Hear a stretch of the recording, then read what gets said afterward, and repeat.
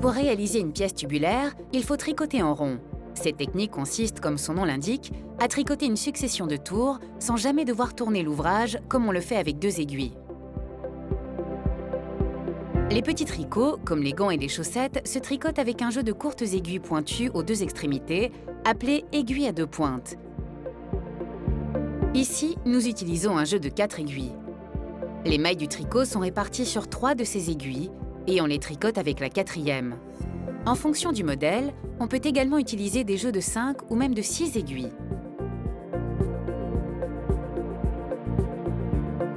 Commencez par monter le nombre requis de mailles sur la première aiguille. Ici, nous travaillons sur 45 mailles qui seront réparties sur 3 aiguilles, 15 mailles sur chacune.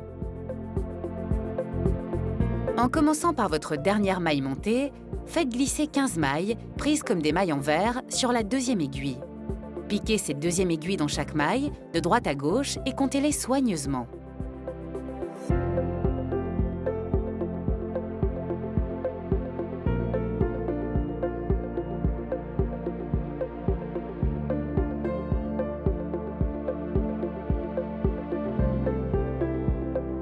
Maintenant, prenez une autre aiguille à 2 pointes et faites basculer la précédente pour pouvoir transférer les 15 mailles suivantes sur cette aiguille. Les 15 dernières mailles restent sur la première aiguille.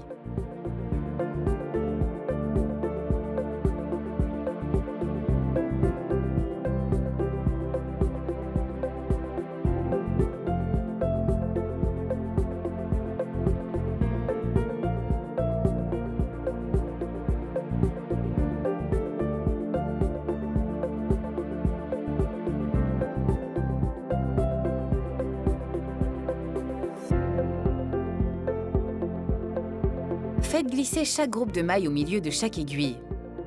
Vérifiez qu'aucune maille n'a vissé, qu'elles sont toutes bien alignées avec les nœuds sous les aiguilles.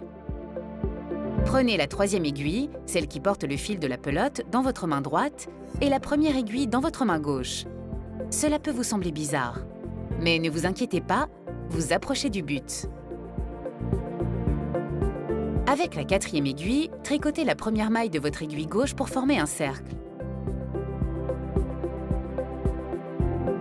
Tendez fortement le fil de la pelote, bien plus que d'habitude, afin que cette première maille ne soit pas trop lâche et ne fasse pas un trou dans votre tricot. Tricotez les autres mailles de l'aiguille comme d'habitude.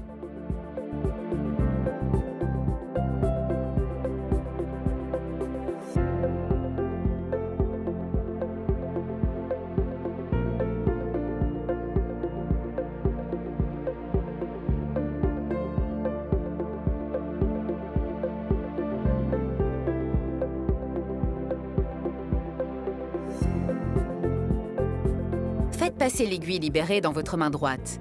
Poussez les mailles de l'aiguille suivante vers sa pointe droite et tricotez-les.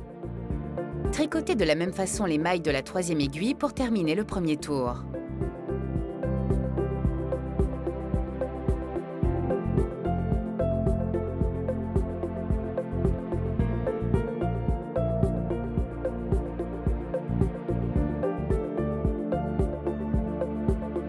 Enfilez un anneau marqueur sur la pointe de l'aiguille droite pour marquer la fin du tour. Attention, il est important de placer ce marqueur car il vous aidera à compter le nombre de tours que vous tricoterez ensuite.